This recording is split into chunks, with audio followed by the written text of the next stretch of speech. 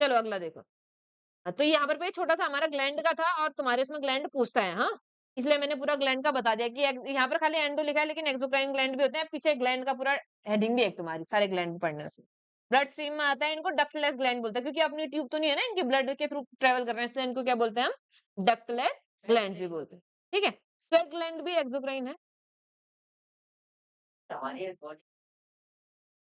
Ions को release करता है, बाहर वाटर निकलेगा, इवेपोरेट होगा, बॉडी की कूलिंग में मदद करेगा, एक्सक्रीशन में भी मदद करता है।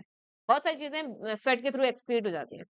चलो, देखो लिखा भी है, जो प्यूबर्टी के समय में मुंह पे पिंपल्स आते हैं वो यही ऑयल ग्लैंड की हाइपर एक्टिविटी की वजह से आता है। ठीक है, ज्यादा एक्टिव हो जाता है। अगला हो गया development of sex organ. Sex organs क्या है? ऐसे ऑर्गन जो डायरेक्टली रिप्रोडक्शन में पार्टिसिपेट करते हैं, जैसे फीमेल्स में ओवरी हो गया, और क्या हो गए, और मेमरी ग्लैंड्स हो गया। ठीक है? और मेल्स में क्या हो गए? टेस्टिस हो गए और पेनिस हो गए। इन सब में क्या करेंगे? इनलार्जमेंट और डेवलपमेंट करेंगे। कौन? हमारे हार्मोन्स। कौन करेंगे? हार्मोन्स। अब ये काम सिर्फ एडोलेसेंस या प्यूबर्टी के बाद ही क्यों होता है? इसका रीजन है क्योंकि हमारे जो हार्मोन्स हैं, फीमेल हार्मोन या फिर मेल रिप्रोडक्टिव हार्मोन, ये निकलते ही प्यूबर्टी के बाद है। मतलब एडोलेसेंस के बाद ही प्यूबर्टी के टाइम पे ये निकलते हैं।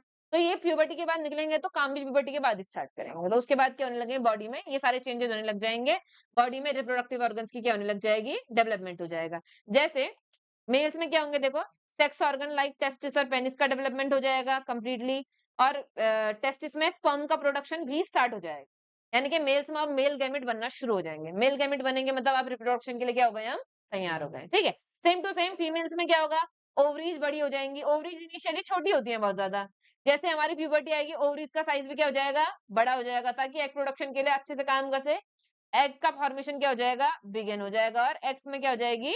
मैच्योर एग रिलीज करना शुरू कर देंगे, यानी कि अब मेंस्ट्रुअल साइकिल शुरू हो जाएगी। ठीक है, मेंस्ट्रुअल साइकिल आ गया है, वो मैं बताऊंगी। आगे देखो, ये हो गया डेवलपमेंट। ठीक है? अगला हो गया रीचिंग मेंटल, इंटेलेक्चुअल और इमोशनल मैच्योरिटी, यानी कि एक दिमाग से सोचने की क्षमता बढ़ेगी हमारी, समझने की क्षमता बढ़ेगी, फीलिंग्स हमारे, इमोशंस हमारी बॉडी के अंदर बढ़ेंगे। यानी कि अब क्या होने लग जाएगा? कोई भी बातें तुमको समझाई जाएंगे तो तुम्हें थोड़ी जल्दी समझ में आ जाएंगे। जैसे बच्चे होते हैं ना, छोटे बच्चे, उनको ये 10 बार बोलो कि ये काम नहीं करना, ये काम नहीं करना, नहीं सुनेंगे वो। लेकिन जैसे जैसे हमारी एज बढ़ती जाती है, वैसे वैसे क्या होती जाती है? हमारी थिंकिंग डेवलप होती जाती है। ऐसे हमारे पास में जब हमारी प्यूबर्टी आ जाएगी, तो अब क्या हो जाने लगे? मेंटल और इमोशनल और इंटेलेक्चुअल, इंटेलेक्चुअल का मतलब है बौद्धिक, दिमाग की। इंटेलेक्चुअल क्या होने लग जाती है? मैच्योरिटी आने लग जाती है। इसके बाद जो भी हो रहा है वो एक्सपीरियंस से हम सीख रहे हैं। इंटेलेक्चुअल मैच्योरिटी अप्रोक्सीमेटली एडोलेसेंस खत्म होते होते प्यूबर्टी आते आते आ जाती है। ठीक है? अच्छा, अब बात आगे क्या क्या है देखो। क्या बोल रहा है? ब्रेन की जो कैपेसिटी है वो बढ़ने लग जाती है, लर्निंग की स्किल्स बढ़ने लग जाती हैं, और बॉडी के अंदर और माइंड के अंदर अलग अलग टाइप के चेंजेस आते हैं। और हाँ, थॉट प्रोसेस चेंज हो जाता है लोगों का, सोचने और समझने की कैपेसिटी बदल जाती है। तो क्यों रो रहा है? अरे, ठंडे की उससे तो नहीं हो रहा? ज्यादा दुख हो गया चेंजेस देख करके?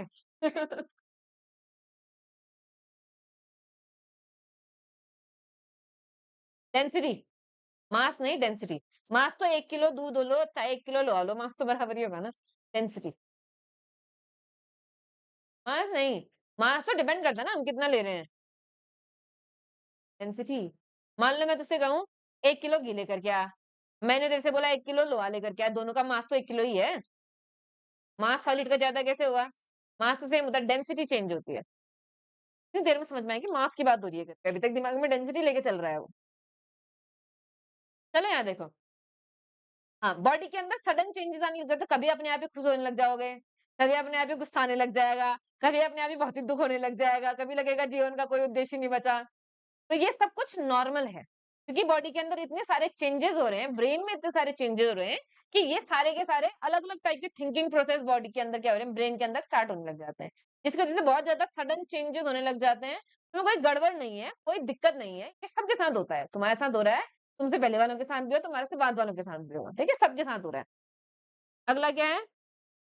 उम, अगला हो गया हमारे सेकेंडरी सेक्सुअल कैरेक्टर डेवलप होने लग जाते हैं। सेकेंडरी सेक्सुअल कैरेक्टर का मतलब क्या है देखो, सेकेंडरी सेक्सुअल कैरेक्टर का मतलब ऐसे कैरेक्टर जो डायरेक्टली रिप्रोडक्शन में पार्टिसिपेट नहीं करते हैं, मगर कहीं ना कहीं रिप्रोडक्शन में क्या कर रहे हैं? मदद कर रहे हैं। सेकेंडरी इसलिए बोलते हैं हम इनको। ठीक है? तो जितने भी अभी तक मैंने चेंजेस बताए ना, बॉडी में मस्कुलर कैरेक्टर आते हैं, मेमोरी ग्लैंड्स का डेवलपमेंट होता है, हाइट बढ़ती है, आवाज़ चेंज होती है, इन सबको हम क्या बोलते हैं? सेकेंडरी सेक्सुअल कैरेक्टर्स बोलते हैं। ये सब प्यूबर्टी के टाइम पे क्या हो जाने लग जाते हैं? स्टार्ट होने लग जाते हैं, ठीक है? जैसे बॉयज़ में क्या है देखो, फेशियल हेयर ग्रो करना, दाढ़ी मूंछ आ जाना, ठीक है? आ रही है? अच्छा, ठीक है। बॉडी बॉडी के अंदर क्या आएँगे देखो, मस्टैच यानी कि बियर्ड सॉरी मस्टैच मतलब मूंछ और बियर्ड मतलब दाढ़ी। तो दाढ़ी मूंछ आने लग जाएँगी और इनको हम क्या बोलेंगे, मेल्स में सेकेंडरी सेक्सुअल कैरेक्टर, ठीक है? और बॉयज़ में क्या होंगे, चेस्ट के आस-पास हेयर ग्रो करने डेवलप हो जाएँगे, ग्रो करने स्टार्ट हो जाएँगे और क्या बॉयज़ और गर्ल्स दोनों में। ये दोनों तो मेजरली बॉयज़ में होते हैं, ये दोनों क्या होते हैं मेजरली बॉयज़ में होते हैं, फेशियल हेयर आना, चेस्ट में हेयर आना, फीमेल्स में नहीं होते हैं, ठीक है? और फीमेल्स में क्या होता है, फीमेल्स और मेल्स दोनों में यहाँ देखो,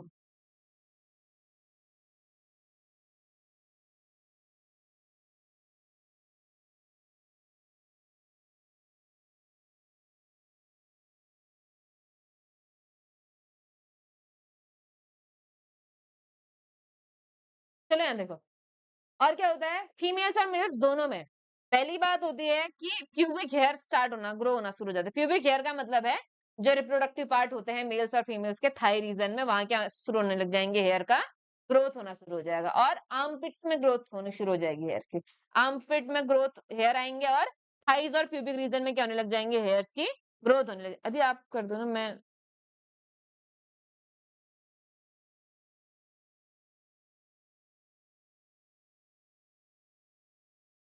1 मिनट के लिए रुक जाओ, हाँ।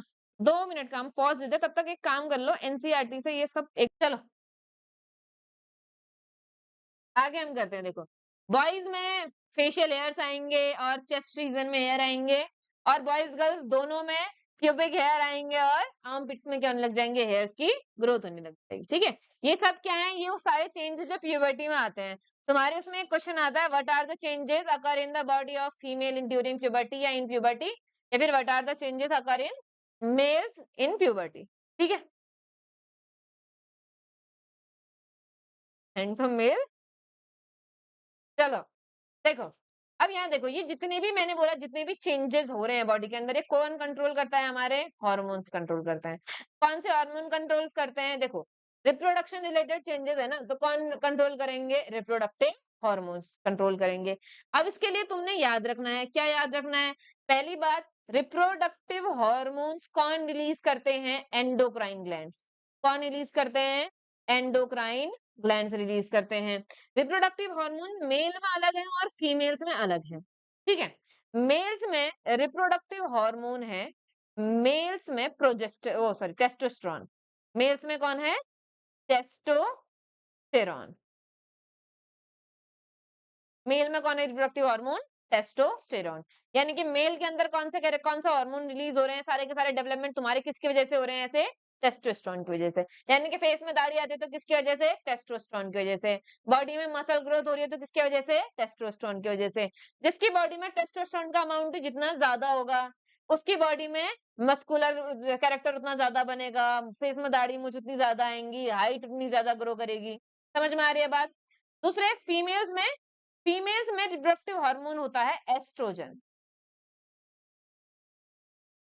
कुछ बुक्स में ओईएसटीआरओ लिखा होगा, वही सेम इसोफेगस एस्ट्रोजन वाला स्पेलिंग का गड़बड़ है, ठीक है? फीमेल्स में क्या होता है, एस्ट्रोजन, और मेल्स में क्या होता है, टेस्टोस्टेरोन। यानी कि फीमेल्स में जो आवाज पतली हो जाती है, बॉडी में मेमोरी ग्लैंड्स का डेवलपमेंट होता है, ओवरी का साइज बड़ा होता है, एग का प्रोडक्शन स्टार्ट हो जाता है, ये सब किसकी वजह से, एस्ट्रोजन की वजह से। मेल में टेस्टिस में का डेवलपमेंट होता है, पेनिस का डेवलपमेंट होता है, बॉडी के मस्कुलर कैरेक्टर आते हैं, फेशियल हेयर आते हैं, आवाज मोटी हो जाती है, सब किसकी वजह से, टेस्टोस्टेरोन के लिए। समझ में आया? सारे मेल कैरेक्टर टेस्टोस्टेरोन, सारे फीमेल कैरेक्टर एस्ट्रोजन। अब अब यहाँ ध्यान से सुनना, टेस्टोस्टेरोन कौन रिलीज करता है, टेस्टिस रिलीज करता है। कौन रिलीज करता है, मेल हार्मोन है ना, तो मेल रिप्रोडक्टिव ऑर्गन रिलीज करेगा, कौन, टेस्टिस। अभी तक हमें पढ़ा था टेस्टिस क्या करता है, टेस्टिस स्पर्म रिलीज करता है, लेकिन टेस्टिस ग्लैंड भी है, एंडोक्राइन ग्लैंड की तरह भी एक्ट करता है और क्या भी रिलीज करता है, मेल हार्मोन भी रिलीज करता है। और फीमेल हार्मोन कौन रिलीज करेगा, फीमेल ग्लैंड, यानी कि कौन रिलीज करेगा, ओवरी। कौन रिलीज, ओवा ओवा सेल है, कौन रिलीज करेगा, ओवरी। तो ओवरी ग्लैंड भी है, और साथ-साथ गैमीट प्रोडक्शन का काम भी करती है। Same to same testis gland की तरह भी काम करती है और स्पर्म प्रोडक्शन का काम भी करती है। समझ में आ रही है बात? अब ध्यान से सुनो, फीमेल्स में एस्ट्रोजन का अमाउंट हाई होता है, मगर इसका ये बिल्कुल मतलब नहीं कि टेस्टोस्टेरोन का अमाउंट 0 होता है। मैंने क्या बोला, टेस्टोस्टेरोन कौन रिलीज करता है? टेस्टिस। फीमेल्स में टेस्टिस तो है नहीं, तो टेस्टोस्टेरोन कहाँ से आएगा? एड्रिनल ग्लैंड से। एड्रिनल ग्लैंड थोड़े अमाउंट में टेस्टोस्टेरोन फीमेल्स की बॉडी में बनाती है। क्यों बनाती है?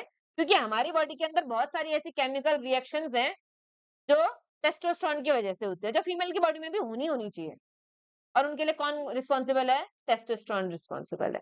तो यानी कि फीमेल की बॉडी में भी टेस्टोस्टेरोन हो सकता है, मगर फर्क क्या है? एस्ट्रोजन का अमाउंट बहुत हाई होता है और टेस्टोस्टेरोन का अमाउंट बहुत क्या होता है? लो होता है। इसलिए कैरेक्टर कैसे आते हैं? फीमेल कैरेक्टर आते हैं। मेल्स की बॉडी में क्या होता है? मेल्स की बॉडी में टेस्टोस्टेरोन बनता है टेस्टिस में, लेकिन इसका मतलब ये बिल्कुल नहीं कि एस्ट्रोजन नहीं बनता है। एस्ट्रोजन कौन बनाता है? Adrenal gland. इसका मतलब मेल की बॉडी में भी एस्ट्रोजन है, मगर उसका अमाउंट क्या है? बहुत ही ज्यादा कम। और मेल हार्मोन यानी कि टेस्टोस्टेरोन का अमाउंट क्या है? बहुत ही ज्यादा हाई। समझ में आ रहा है? तो अगर किसी लड़की की फेस में हेयर ग्रो करते हैं, मैंने क्या बोला है? फेस के हेयर किसके कैरेक्टर है? मेल के कैरेक्टर है। लेकिन अगर किसी लड़की के मुंह में फेस मतलब हेयर ग्रो कर रहे हैं, इसका मतलब ये बिल्कुल नहीं है कि वो फीमेल नहीं है, बस उसकी बॉडी में एड्रिनल थोड़ा ज्यादा टेस्टोस्टेरोन। ये होता है हार्मोनल इम्बैलेंस। क्या है? Hormonal imbalance. समझ में आ रहा है? अगर किसी बॉय की आवाज थोड़ी सी फेमिनिन है, यानी कि थोड़ी सी पतली आवाज है, इसका मतलब ये नहीं कि वो लड़का नहीं है, बस उसके अंदर एस्ट्रोजन का अमाउंट क्या है? थोड़ा सा ज्यादा है। समझ में आ रहा है? और ये हार्मोन्स के लेवल परमानेंट नहीं है, बढ़ते घटते रहते हैं। बॉडी कोई रोबोट थोड़ी कि फिक्स कर दिया इतना टेस्टोस्टेरोन होगा, इतना एस्ट्रोजन होगा, है ना? ये चेंज होते रहते हैं अपने आसपास के एनवायरनमेंट के अकॉर्डिंग चेंज होते रहते हैं। समझ में आ रही है? तो इसीलिए हो सकता है कि कुछ गर्ल्स में क्या हो, ड्यूरिंग मेंस्ट्रुअल साइकिल किसी एक स्पेसिफिक टाइम में फेस में हेयर ग्रोथ होने लग जाए, है ना? वो सब किसकी वजह से है? हार्मोन के इम्बैलेंस होने की वजह से। यानी कि तुम ये नहीं कह सकते कि अरे मुंह में इसकी मूंछ आ रही है तो ये लड़का है या लड़की नहीं है। वो किसकी वजह से हो रहा है? बताया, हार्मोनल इम्बैलेंस की वजह से। ये बहुत ज्यादा समझने की बात है, क्योंकि बहुत मजाक उड़ाते हैं इस बात पर एक दूसरे का बच्चे। ठीक है? किसी लड़के की आवाज लड़की जैसी, इसका मतलब ये नहीं कि वो लड़की के कैरेक्टर आ गए उसमें, बस उसके अंदर एस्ट्रोजन का अमाउंट थोड़ा सा क्या है? ज्यादा है। ये हार्मोनल इम्बैलेंस।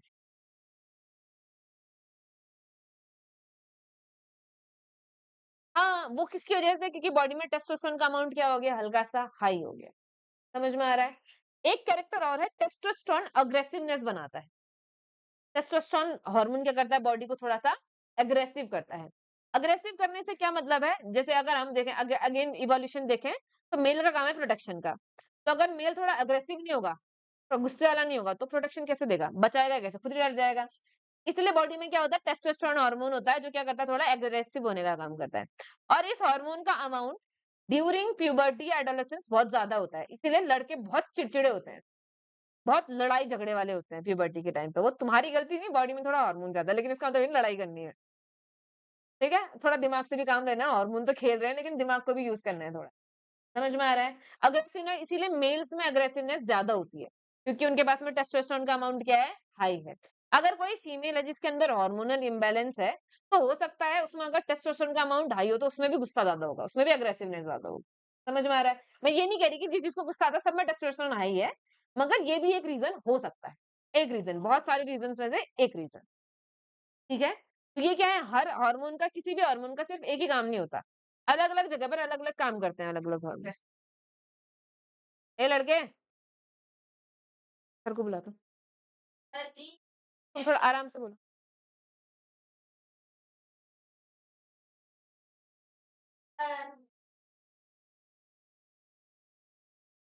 चलो, यहाँ शुरू करते हैं आगे को।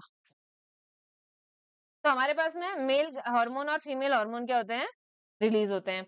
अच्छा, मैंने क्या बोला? मेल हार्मोन और फीमेल हार्मोन रिलीज तो कहाँ से होते हैं? मेल हार्मोन रिलीज होगा टेस्टिस से, फीमेल हार्मोन रिलीज होगा ओवरी से, मगर इनको कंट्रोल कौन करता है? Pituitary gland.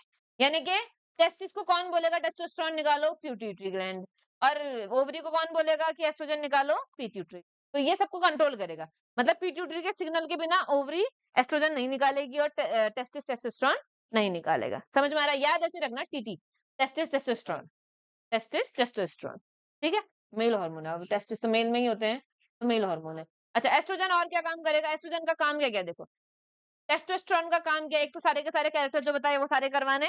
दूसरा इसका काम है स्पर्म का डेवलपमेंट करवाना। क्या करवाना? स्पर्म का डेवलपमेंट करवाना। एस्ट्रोजन का काम क्या है? एक तो इसका काम है ओवम यानी कि एग का डेवलपमेंट करवाना। दूसरा इसका काम क्या है? मेमोरी ग्लैंड्स का डेवलपमेंट करवाना।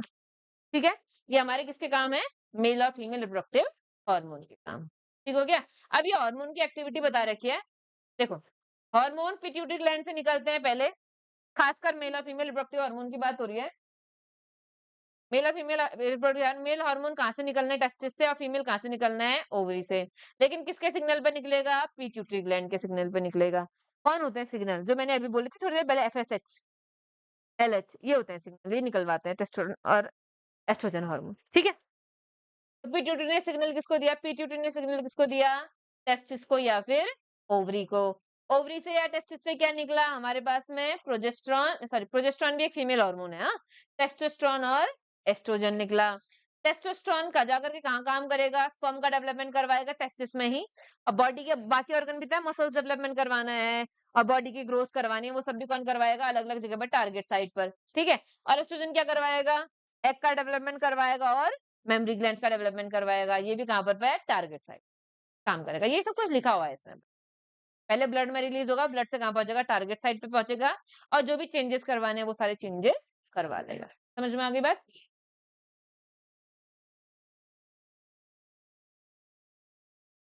चलो अगला देखो, ये रिप्रोडक्टिव फेज के बारे में। अभी तुमको रिप्रोडक्टिव फेज बताई ना मैंने, क्या होती है? सबसे पहले आती है प्री रिप्रोडक्टिव फेज, फिर आती है रिप्रोडक्टिव फेज और लास्ट में आती है पोस्ट। रुक जाए, इसको थोड़ा सीधा कर देते हैं।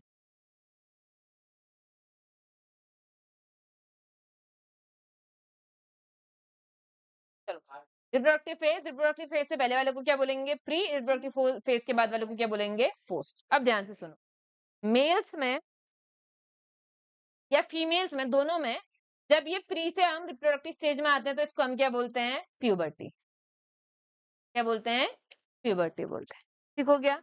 मेल्स में प्यूबर्टी के बाद रिप्रोडक्टिव फेज लगभग लगभग लाइफ लॉन्ग चलती है, क्योंकि मेल्स में हमेशा स्पर्म का डेवलपमेंट कंटिन्यू रहता है, मतलब through out their life continue sperm का डेवलपमेंट होता है। यानी कि अगर एक बार फैक्ट्री शुरू हो गई तो फिर बंद नहीं होगी। यानी कि अगर एक बार टेस्टिस ने स्पर्म बनाना स्टार्ट कर दिया तो फिर हमेशा स्पर्म बनाते रहेंगे। ठीक है? मगर फीमेल्स की बॉडी में ऐसा नहीं होता है। फीमेल्स की बॉडी में क्या होता है ना, जब रिप्रोडक्टिव फेज शुरू होता है तो इसको हम अल्लाह कम कर। हाँ, तो कुछ नहीं कहा मैंने। आवाज कम करो, लेकिन यहाँ आवाज आ रही है। जब स्टार्ट होता है देखो, प्री रिप्रोडक्टिव से रिप्रोडक्टिव में आया तो फीमेल्स में खास करके इस रिप्रोडक्टिव फेज को हम कैसे पता करते हैं? जिस पूरे फेज में मेंस्ट्रुअल साइकिल होगी, इस पूरे फेज को हम क्या बोलेंगे? Reproductive phase. यानी कि तुम लोगों ने सुना होगा, एक एज के बाद मेंस्ट्रुअल साइकिल शुरू होती है फीमेल्स में और 50 के करीब करीब आते आते फीमेल्स में मेंस्ट्रुअल साइकिल बंद हो जाती है। यानी कि खाली एक लिमिटेड टाइम तक फीमेल्स क्या कर सकती हैं? बच्चे को पैदा कर सकती हैं, प्रेग्नेंट हो सकती हैं। उस पूरे फेज को हम क्या बोलते हैं? Reproductive phase. और रिप्रोडक्टिव फेज की मार्किंग क्या है? यानी कि मेंस्ट्रुअल साइकिल हो रही है। जब मेंस्ट्रुअल साइकिल स्टार्ट हो गई यानी कि आप रिप्रोडक्शन कर सकते हैं और जब बंद हो गया यानी कि आप रिप्रोडक्शन नहीं कर सकते। तो फीमेल्स में क्लियर कट डिवीजन है कि रिप्रोडक्शन कब स्टार्ट हो रहा है और कब बंद हो रहा है। तो जब स्टार्ट होता है इसको हम बोलते हैं मेनार्क। क्या बोलते हैं? मेनार्क। जब मेंस्ट्रुअल साइकिल शुरू होगी, पहली बार जब मेंस्ट्रुअल साइकिल होगी उसको हम क्या बोलेंगे? मेनार्क। और जब खत्म हो जाएगी इसको हम क्या बोलेंगे? मेनोपॉज। इंडिया के ऐसे बहुत सारे जगह हैं जहां पर मेनार्क में पूजा की जाती है लड़कियों की। हाँ, ये माना, क्योंकि अब फीमेल एक नई जिंदगी को पैदा कर सकती है ना, तो एक तरीके से पूजनीय हो गई है, क्योंकि नई लाइफ दुनिया में ला सकती है। तो इसलिए उस समय पे क्या की जाती है? पूजा की जाती है फीमेल्स की। उपहार वगैरह दिए जाते हैं, बहुत सारे गिफ्ट्स वगैरह दिए जाते हैं, बहुत सारे रिचुअल्स किए जाते हैं। ठीक है? चलो, तो ये क्या है? फीमेल की लाइफ के क्लियर कट डिविजन्स हैं। मेनार्क से पहले चाइल्डहुड, मेनार्क से लेकर जब तक मेंस्ट्रुअल साइकिल हो रही तब तक रिप्रोडक्टिव फेज, जब खत्म हो गई यानी कि मेनोपॉज आ गया उसके बाद का क्या हो गया? बुढ़ापा, एडोलेसेंस। समझ में आ रहा है? तो अप्रोक्सीमेटली अप्रोक्सीमेटली 11-12 ईयर से मेनार्क हो जाती है, 11-12 ईयर में। और 50 एज तक क्या हो जाती है? मेनोपॉज हो जाती है। तो यानी कि 11 साल से 50 साल तक एवरेज फीमेल्स में क्या रहती है? Reproductive phase. 11 साल से पहले क्या होगी? Pre reproductive. और 11 साल से बाद क्या होगी? Post reproductive. यहाँ पे बोलो मत, नहीं तो वहां जाओ, बोलना है तो। 60 साल के 50 साल के बाद क्या होगी? पोस्ट रिप्रोडक्टिव यानी कि बुढ़ापा वाली फेज़। ठीक है? ठीक है, अगला करो। ये हमारे ह्यूमन के लाइफ़ हैं, देखो। क्या बोल रहा है? में रिप्रोडक्टिव फेज़ है, रिप्रोडक्टिव फेज़ में क्या होता है? गैमेट्स का प्रोडक्शन होता है, बड़ा टेढ़ा-मेढ़ा हो रहा है। क्या हो रहा है? गैमेट्स का प्रोडक्शन होता है, मैच्योरिटी आती है और लॉन्गर टाइम मेल्स में ज़्यादा समय तक में गैमेट का फॉर्मेशन होता है, फीमेल्स में कम समय तक होता है। फीमेल्स में जो रिप्रोडक्टिव है साइकिल है, वो जो रिप्रोडक्टिव फेज़ प्यूबर्टी के समय यानी कि 11 और 12 ईयर पे क्या हो जाती है? रिप्रोडक्टिव साइकिल यानी कि मेस्टुरल साइकिल शुरू हो जाती है और लगभग 45 से 50 की एज तक क्या हो जाती है? ये खत्म हो जाती है। जब शुरू होती है इसको हम क्या बोलते हैं? शुरू में क्या होती है? ओवरी से एग रिलीज़ होता है और इसको हम क्या बोलते हैं? इसको हम बोलते हैं मेनार्क। नीचे कहीं लिखा होगा, रुक जाओ। स्टार्ट होने को हम क्या बोलते हैं? मेनार्क। और जब 40 से 50 की एज में क्या हो जाती है? बंद हो जाती है, तो इसको हम क्या बोलते हैं? मेनोपॉज़। क्या स्टार्ट या बंद होती है? इसको हम बोलते हैं मेंस्ट्रुअल साइकिल। क्या बोलते हैं? Menstrual cycle. Menstrual cycle female reproductive system की, हम बोले फीमेल के पूरे सिस्टम की एक सबसे बड़ी इवेंट्स में से एक है। ठीक है? इसमें होता क्या है? ये हमने जानना है, देखो। मेंस्ट्रुअल साइकिल में सबसे पहली बात 2-2 चीज़ें होती हैं। इसमें एक तो यूट्रस थिक होती है। क्या होती है? यूट्रस थिक होती है। अच्छा, यूट्रस ने थिक क्यों होना है? इसको मैं थोड़ा इधर को रख लेना, ये टेढ़ा-मेढ़ा हो रहा है मेरे से, तो बन नहीं पा रहा अच्छे से। ये ऐसे मान लो ये क्या है? फीमेल्स का यूट्रस है। ठीक है? इससे पहला चैप्टर तुम्हारा रिप्रोडक्शन वाला था, उसमें तुम लोग को फीमेल का रिप्रोडक्टिव ऑर्गन सारे बताए थे। ओवरी, फैलोपियन ट्यूब, यूट्रस, वो सब था ना उसमें? तो ये क्या है? फीमेल्स में यूट्रस है।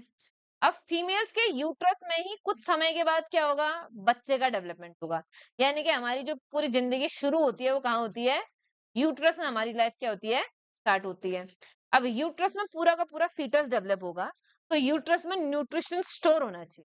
ताकि फीटस को आराम से न्यूट्रिशन मिल सके, फीटस के डेवलपमेंट में कुछ गड़बड़ ना हो।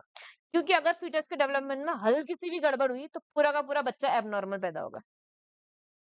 फीटस के डेवलपमेंट में हम कोई भी कमी या कोई भी चीज़ ज़्यादा होना रिस्क नहीं कर सकते हैं और ये बॉडी को पता है। तो बॉडी क्या करके रखती है ना, ये जो यूट्रस है, यूट्रस की दीवार में बहुत ज़्यादा न्यूट्रिशन स्टोर करके रखती है। ये दीवार को क्या कर देती है? बहुत ही ज़्यादा थिक बना देती है और इसमें क्या करके रखती है? बहुत ज़्यादा न्यूट्रिशन को स्टोर करके। साथ ही साथ क्या होता है? हमारे पास में ऐसे करके ओवरी होती है। ओवरी से क्या जुड़ी रहती है? ऐसे करके फैलोपियन ट्यूब जुड़ी रहती है। ओवरी क्या करती है? हर महीने एक एग रिलीज़ करती है। इन 1 मंथ। 1 मंथ मतलब जनरली 28 डेज़ या फिर 30 डेज़ अप टू 40-50 डेज़ भी जा सकते हैं, अलग-अलग बॉडी में अलग-अलग होता है। मगर एवरेज कितना है? 28 टू 30 डेज़ है एवरेज। ठीक है? तो ज्यादातर लोगों में 28 टू 30 डेज में क्या होगा? एक एग रिलीज होगा। जैसे जल्दी भी हो सकता है, लेट भी हो सकता है। ऐसा भी हो सकता है इस महीने जल्दी रिलीज हो गया है, अगले महीने लेट रिलीज होगा। कुछ भी हो सकता है, बॉडी है, रोबोट नहीं है। प्रोग्रामिंग नहीं है कि हर दिन हर महीने 14 तारीख को एग रिलीज होगा, ऐसा कुछ प्रोग्रामिंग नहीं है। समझ में आ रहा है? बॉडी है, हार्मोन्स में चलती है, हार्मोन का सिक्रीशन ज्यादा हुआ तो जल्दी रिलीज हो जाएगा, हार्मोन का सिक्रीशन कम हुआ तो लेट में रिलीज होगा, है ना? हार्मोन के ऊपर डिपेंड करता है। हार्मोन का सिक्रीशन किसके ऊपर डिपेंड करता है? आसपास के एनवायरनमेंट के ऊपर डिपेंड करता है। जैसे कभी ज्यादा स्ट्रेस हो गया तो हार्मोन का रिलीज कम हो जाएगा, हार्मोन का रिलीज कम हो जाएगा तो ये साइकिल भी लंबी हो जाएगी। ठीक है? हो सकता है किसी महीने ज्यादा हार्मोन रिलीज हो जाएगा तो साइकिल छोटी हो जाएगी, 20 डेज, 14 डेज, इतनी भी हो सकती है। समझ में आ रही है बात? डिपेंडिंग करता है कि बॉडी कैसी है। अगर अब यहाँ पर मैं देखो, हर 28 डेज में क्या होता है? एक एग रिलीज होता है। अब जैसे मान लो ये यहाँ से एग रिलीज हुआ, रिलीज होकर के इधर आ गया, कहाँ आ गया? फेलोपियन ट्यूब में।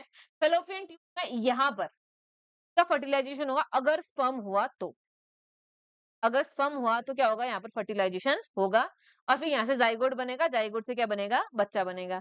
मगर अगर फर्टिलाइजेशन नहीं हुआ तो ये एग यहाँ से घूमते घूमते आएगा, आएगा इधर। फर्टिलाइजेशन नहीं हुआ तो ये सारी की सारी यहाँ की दीवार टूट जाएगी। दीवार बनी की थी ताकि बच्चों को न्यूट्रिशन मिल सके, तो ये सारी की सारी दीवार टूटेगी, एग, और ये पूरी टूटी हुई दीवार खून के साथ बॉडी से क्या आ जाएगी? वजाइना के थ्रू बॉडी से बाहर हो जाएगी और इसी को हम बोलेंगे मेंस्ट्रुएशन।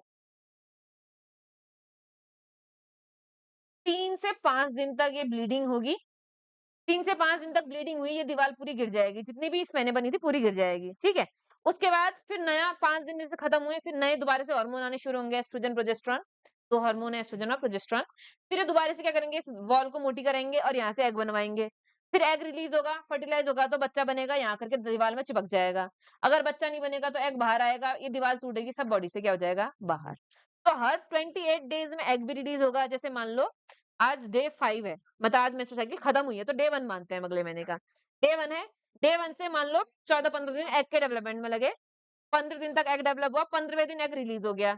फिर एग थोड़ा 4-5 दिन यहीं रुकेगा फैलोपियन ट्यूब में, एनसीईआरटी ऐसा बोलते हैं, वैसे 1-2 दिन रुकता है। उसके बाद में एग घूमते-घूमते यहाँ पहुँचेगा यूट्रस में, थोड़ा 3-4 दिन यूट्रस में रुके रहेगा। इसके बाद लगभग 10-15 दिन और लगते हैं, 15 मतलब 30 मान लेते हैं हम एवरेज। 10-15 दिन और लगेंगे, 14 दिन टू बी एक्यूरेट। जब एग रिलीज हो गया ना, एग के रिलीज होने के बाद 14 डेज, ज्यादा नहीं, इससे कम भी नहीं। एग के रिलीज होने के बाद तुरंत 14 डेज के बाद ये वॉल के साथ एग पूरा गिर करके बॉडी से बाहर। ठीक है, तो अब इसको ऐसे करके समझते हैं, जैसे मान लो ये क्या है हमारा, पूरा 0 से 1 से लेकर के 28 डेज तक है। ये है डे 1 और ये है डे 28। ये डे 1 पे यहाँ पर ब्लीडिंग खत्म हो गई है पिछले महीने की, ठीक है। अब क्या होगा, डे 14 पर एग रिलीज होगा, डे 14 के बाद 14 डेज रुकेगा, फिर नई ब्लीडिंग शुरू हो जाएगी। ठीक है, फिर 5 दिन तक ब्लीडिंग होगी, यहाँ से 1 से लेकर के 5 दिन तक ब्लीडिंग होगी। ठीक है, फिर 5 दिन तक ब्लीडिंग होगी, फिर अगले 14 डेज पे एग रिलीज होगा, फिर 14 डे के बाद फिर से क्या हो जाएगी, ब्लीडिंग हो जाएगी। तो ये कंटिन्यू साइकिल चलते रहते हैं, हर महीने एक बार एग रिलीज होता है, और एग रिलीज होने के 14 दिन बाद सारी दीवार टूट के बॉडी से बाहर आ जाती है, तो हम क्या बोलते हैं, मेंस्ट्रुएशन। और 5 दिन तक 5 दिन तक तो इनिशियली जब बॉडी में स्टार्टिंग में चेंजेस आ रहे होते हैं, तो बॉडी अडप्ट नहीं हुए रहती है ना, तो इस समय पर ब्लीडिंग लंबी या छोटी भी हो सकती है। ठीक है, 2 महीने तक। हाँ, हर किसी की बॉडी अलग है ना, मैंने बोला हमारी बॉडी रोबोट नहीं है, हर किसी की बॉडी क्या है, अलग है। ये क्या होता है ना, ये सब हार्मोन कंट्रोल्ड है, मतलब ब्लीडिंग स्टार्ट करनी ये भी हार्मोन डिसाइड करता है, और ब्लीडिंग बंद करनी ये भी हार्मोन डिसाइड करता है। ब्लीडिंग बंद करने के लिए हार्मोन आएगा, नहीं तो ब्लीडिंग होते रहेगी कंटिन्यू, और जब ब्लीडिंग बंद करने के लिए हार्मोन आ जाएगा, ब्लीडिंग बंद हो जाएगी। बॉडी है, रोबोट नहीं है। ठीक है, हार्मोन की मर्जी है, और हार्मोन हमारा रिलीज करवाएगा ब्रेन। तो ब्रेन के ऊपर डिपेंड करता है, शुरू-शुरू में बहुत इर्रेगुलरिटीज होती हैं, और फिर बाद में क्या हो जाएँगे, सब कुछ अपने आप रेगुलेट हो जाता है, क्योंकि बॉडी फिर अडॉप्ट करने लग जाती है सारे चेंजेस। समझ में आ रहा है? तो इसको हम क्या बोलते हैं, मेंस्ट्रुएशन। मेंस्ट्रुएशन के अंदर होता क्या-क्या देखो, पूरा लिखा हुआ है।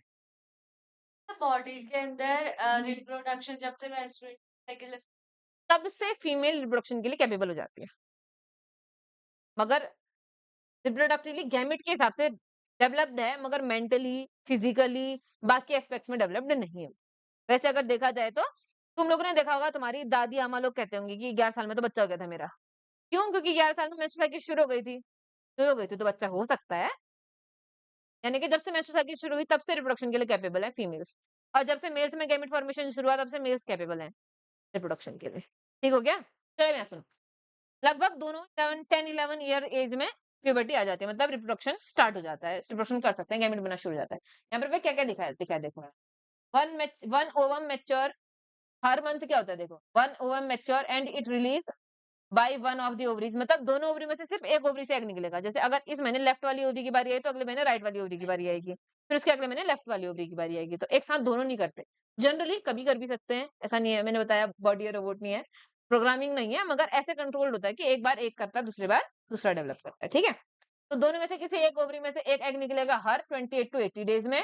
ड्यूरिंग दिस पीरियड, इस पीरियड में क्या होता है देखो, wall of uterus become thick, uterus की वॉल क्या हो जाती है, बहुत ही ज्यादा थिक हो जाती है, as to receive the egg in case of fertilised. यानी कि अगर एग फर्टिलाइज हुआ, यूट्रस की वॉल थिक होनी बहुत ज्यादा जरूरी है, समझ लो। क्यों जरूरी है, क्योंकि थिक यूट्रस की वॉल में फर्टिलाइज्ड एग यानी कि जाइगोट आएगा, चिपक जाएगा उधर, धंस जाएगा, पूरा दीवार के अंदर ही घुस जाएगा, और वहां से न्यूट्रिशन एब्जॉर्ब करते रहेगा और अपने आप को डेवलप करवाते रहेगा।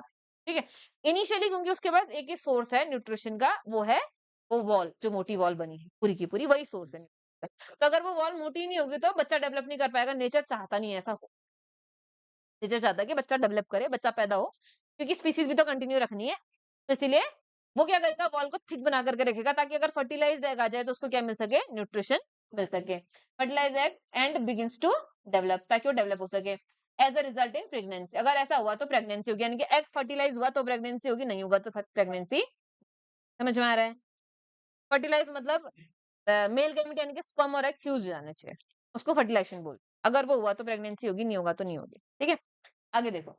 इफ अगर फर्टिलाइजेशन नहीं होता है, अगर फर्टिलाइजेशन नहीं होता है, तो जो रिलीज एग होता है और साथ साथ यूट्रस की जो थिक वॉल है, ये दोनों क्या करने लग जाती हैं, ब्लड, इसकी ब्लड वेसल के साथ क्या होने लगती है, शेड शेड करने लग जाती है, गिरने लग जाती है।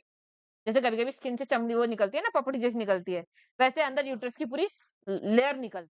पूरी वो गिरती है। ऐसे तुमने देखा होगा जो सीलन वाली दीवार होती है, लात मार तो पूरा ऐसे निकल के आता है सीमेंट, बिल्कुल वैसे ही।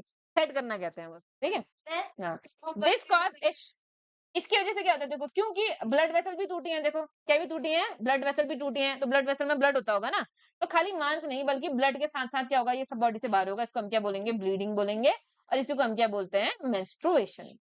मेंस्ट्रुएशन लगभग 28 टू 30 डेज में एक बार होती है और जो इसकी जो शुरुआत होती है उसको हम क्या बोलते हैं? मेनार्क और इसकी जब खत्म होती है तो इसको हम क्या बोलते हैं? मेनो ठीक है, क्या बोला देखो, इनिशियली मेंस्ट्रुअल साइकिल में be irregular, it takes some time to become regular, कुछ समय बाद क्या हो जाएगी? अपने आप ही रेगुलर हो जाएगी।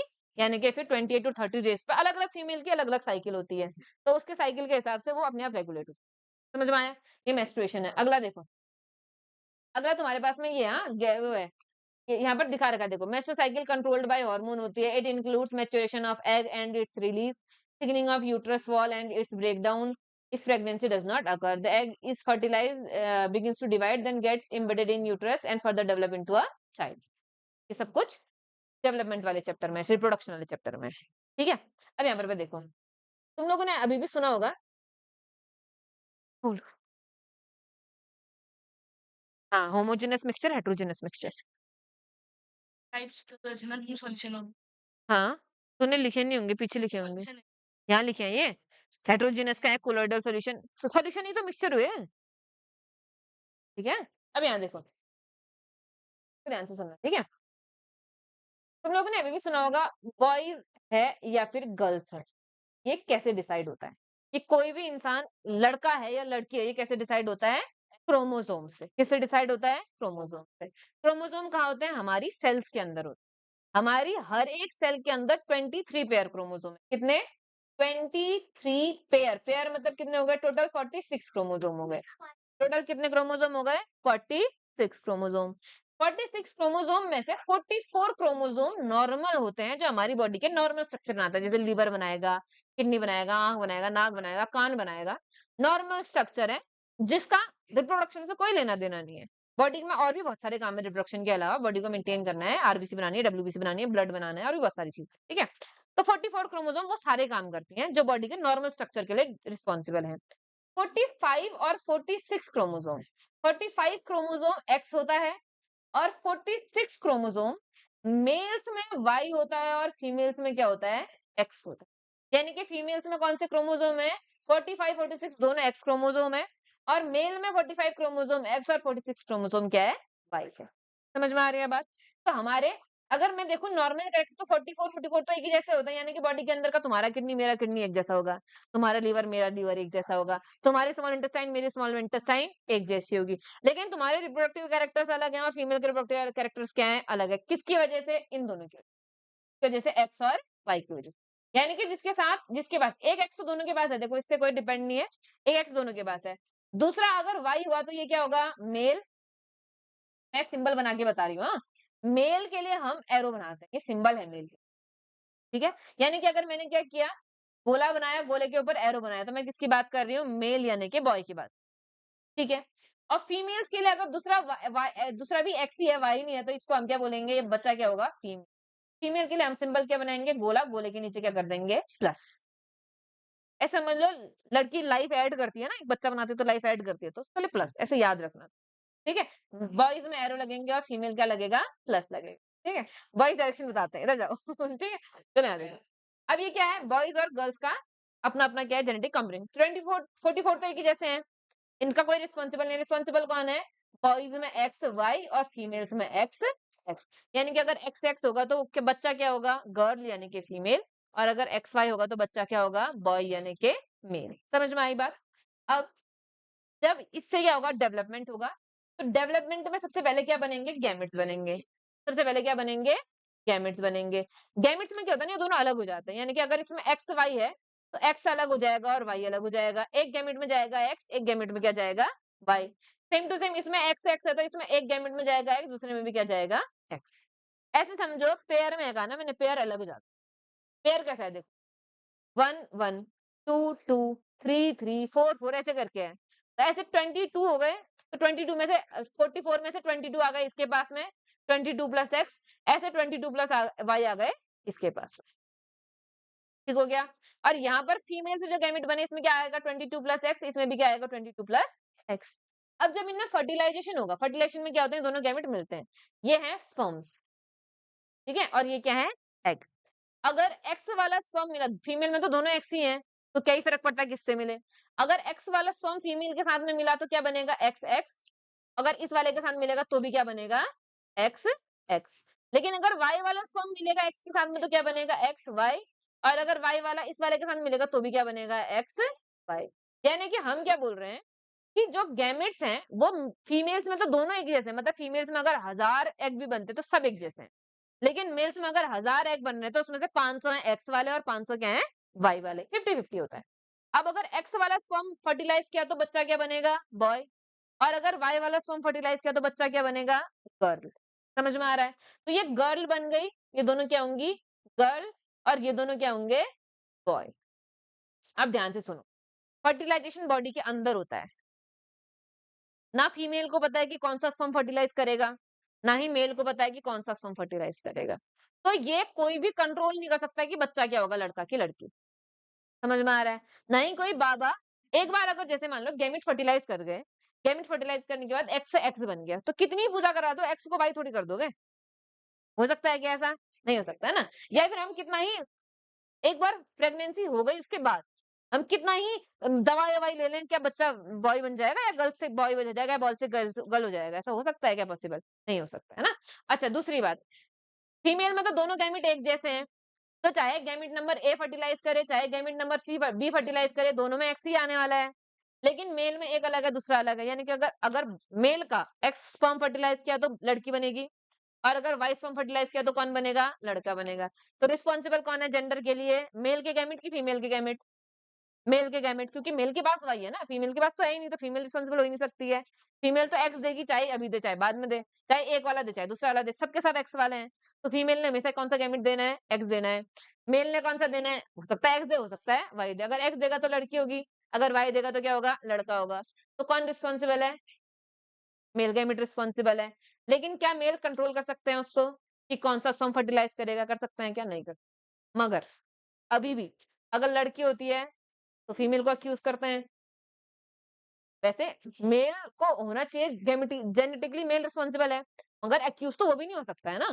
क्या इसको कोई कंट्रोल कर सकता है, कोई इस एक्सेप्ट कि मैं एग को बाहर निकालूं, स्पर्म को भी बाहर निकालूं, पहले उसका क्रोमोसोम एक्स और वाई है फिर फर्टिलाइज करूं, उसके अलावा मैं कभी जेंडर डिसाइड नहीं कर सकते हैं। किसी भी केस में हम जेंडर को कंफर्म नहीं कर सकते हैं कि वाई ही आएगा या एक्स ही आएगा। तब बोला जब एक्स, जब हम आर्टिफिशियली इंजेक्शन देकर के वाई वाला गैमेट नहीं डाले तब तक नहीं। समझ में आ रहा है। तो ये तुम्हारे इसमें क्यों डाला है देखो, ये इसलिए डाला है क्योंकि बहुत छोटी एज से हम आसपास देखते हैं, खासकर इंडिया में या बोलो वर्ल्ड वाइड सब जगह, क्योंकि बच्चा लड़की पैदा करती है तो पहले तो हमें पता नहीं था ना एक्स वाई, तो बच्चे लड़की ने पैदा किया तो हम रिस्पॉन्सिबल किसको मानते हैं, गर्ल्स को मानते हैं। अभी भी तुमने देखा होगा कई सोसाइटी में कई लोगों में डिवोर्स इसलिए हो जाते हैं क्योंकि लड़की नहीं हो रही है, लड़का नहीं हो रहा है ना, बार बार होता है, तुम देखते रहो चाहे आंख बंद कर लो, लेकिन होता तो है ऐसा।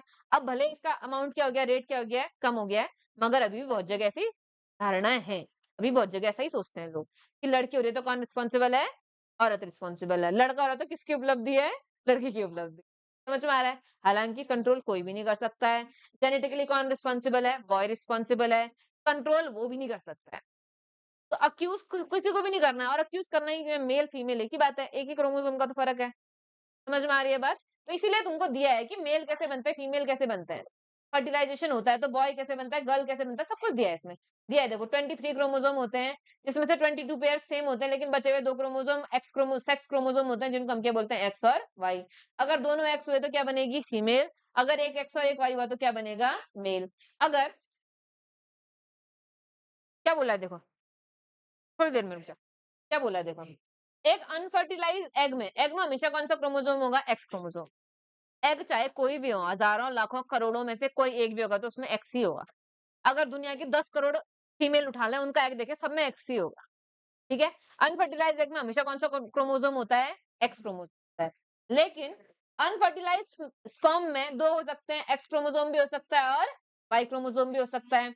अगर एक्स क्रोमोसोम वाला क्या बोलते हैं, फर्टिलाइज करता है तो दोनों एक्स हो जाएंगे और बच्चा क्या बनेगा, फीमेल। और अगर वाई क्रोमोसोम वाला फर्टिलाइज करता है तो बच्चा क्या बनेगा, मेल बनेगा। ये सब कुछ इसमें लिखा हुआ है। क्या पूरा चार्ट बना करके दिखाया गया। तो क्या बोल रहा है? If you know that the sex chromosome of the father determine the sex of the unborn child, the believe that the mother is responsible for the sex of the baby is completely wrong. देखो कितना खराब हो गया कि NCERT ने लिखना पड़ रहा है कि लड़की रिस्पॉन्सिबल नहीं है करके। समझ में आ रहा है?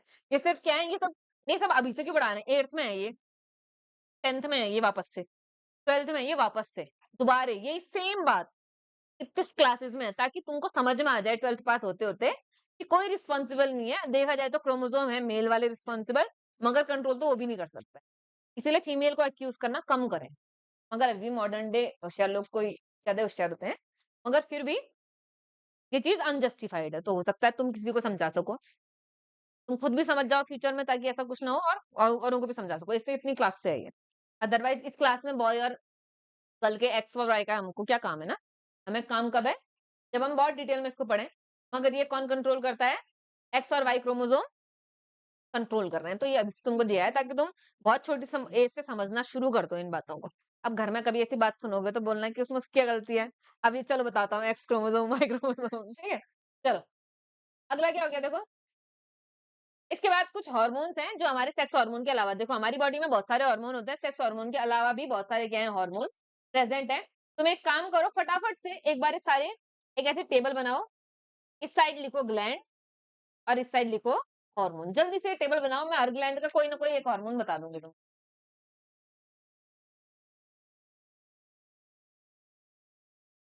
नहीं नहीं, तू अपना फट। वैसे करना तो कुछ नहीं है, क्यों मजा ही आ रहा है पढ़ने में। अभी यही पढ़ेगा, अपनी कॉपी नहीं पढ़नी है। तूने नहीं पढ़ा पिछले साल ये? मैंने तो पढ़ाया था ना, पूरा अच्छे से पढ़ाया था।